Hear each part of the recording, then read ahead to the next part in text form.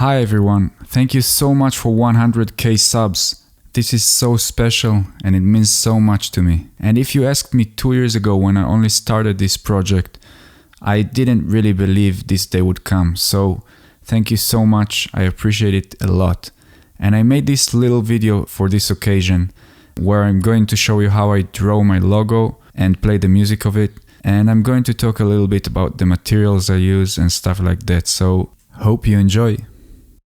So first of all, when I draw a piece by hand and not on a graphic tablet, I prepare a template like this one that you see here. And actually, without this template I couldn't do it because unfortunately I'm not that kind of a painter that can draw stuff like that out of my head. So there are some essential stuff that I put in the template, like these lines, which are guidelines for copperplate style calligraphy, and I put them where I want the text to be in.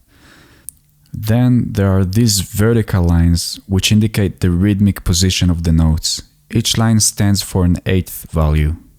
And this one over here helps me in positioning the clef and key and time signature. Lastly, these curvy lines are the outlines of the actual image itself. Now, are you ready to see my real magic trick?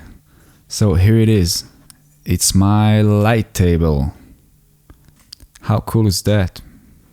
The paper I'm gonna use for this demonstration is just a standard calligraphy block paper by Strathmore. And the way it's gonna work is just like so. I turn on the light and now I can see through the paper and I can trace over the template. So now I attach the paper to the template with these nice little clips and I'm ready to go. For the stave lines I use this pigment pen and I use this 0.2 width, and I just very simply use it with a ruler to draw the lines over the template like this. 1, 2, 3, 4, 5, done.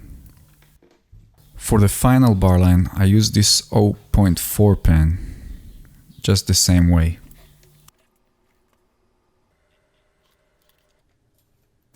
For this wider line here in the end, I use the C3 nib by Speedball. And I really wanted to show you how satisfying it is to draw this kind of a wide line with a broad edge nib. But my stupid head got in the way, so I'm sorry. Maybe next time. Now, the next step is going to be writing the title, which is Symphonies. And in order to get it centered, I have to measure the length of these guidelines. And then I'll have to find the middle character of Symphonies and to start writing the word from this character. So Symphonies has 10 characters and the first one is an uppercase character, so it's like 2. So it's actually like 11 characters and the middle of 11 is 6 and this would be this A.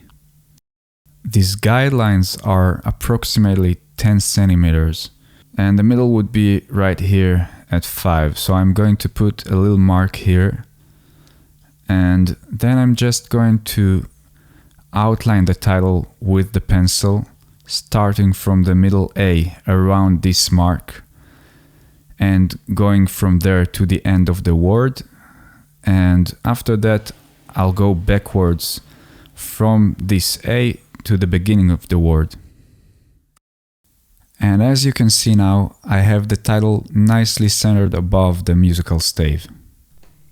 This is the Leonard Principal Extra Fine Nib, and I use it to write copperplate style text and also the beams and stems of the notes themselves. So here I am drawing over the outlines that I earlier sketched with the pencil, and the reason I'm doing it like this is because I'm still pretty much a beginner in calligraphy. And although I would really like to be able to write copperplate style calligraphy fluently without any guidelines, I'm not there yet. It requires a lot of practice, and I'm sure one day I will be able to do that. But until then, I'm gonna use any help I can get.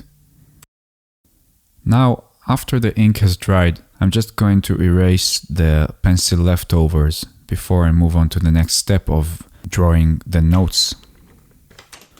And now you're going to see something I really enjoy doing, which is drawing clefs, and in this case a treble clef. And look how I start drawing it from the bottom, which is kind of doing it backwards. And do you know why I'm doing it like this? Well, it's because when you draw with a pointed nib, there's a difference between an upward stroke and a downward stroke. With an upward stroke, you can only draw thin lines. And with a downward stroke, depends on the pressure you put on the pen, you can have thicker lines. And that's the reason I start drawing the treble clef from the bottom. It's because I want to get this nice shading on the curvy section of the clef and not on this straight stem in the middle.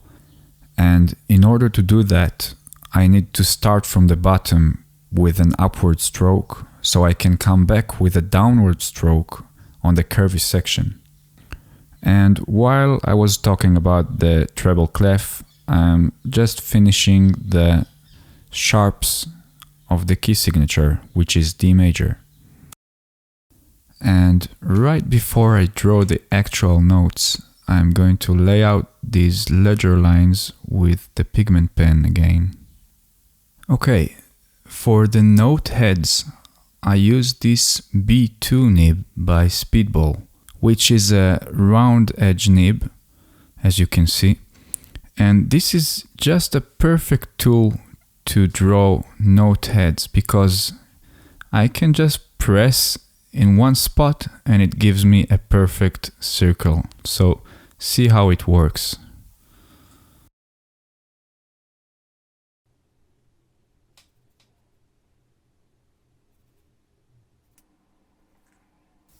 Isn't that nice? And moving on to the beams, I use the pointed nib once again, and I use it with a downward stroke to get this nice width, just like that. And for the stems, I do something a little different. I use the downward stroke again, but I tilt the pen on its side so the line would stay thin and I have more control because of the downward motion.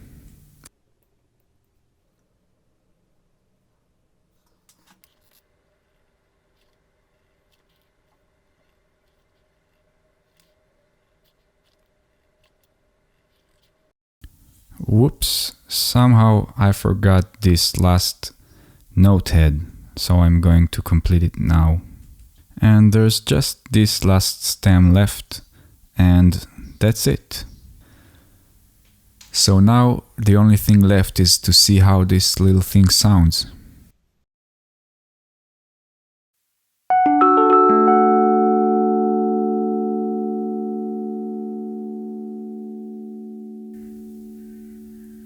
Thank you very much for watching and for 100k subs, and please let me know in the comments if you like this and if you'd like to see more videos like this.